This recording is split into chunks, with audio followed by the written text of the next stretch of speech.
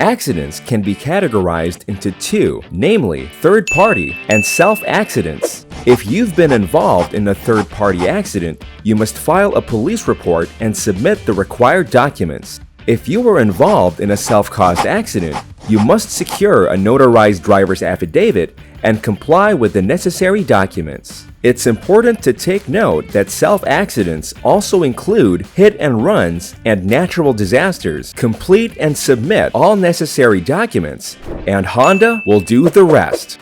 Next, the service advisor must validate your insurance and see to it that it covers up your repairs. Once your letter of authorization is approved, ensure that your car is at the dealership immediately to begin the repair. Next step is the car repair. Repair time varies on the kind of damages your car attained. Road accidents? Head straight to Honda. Efficient process from start to finish.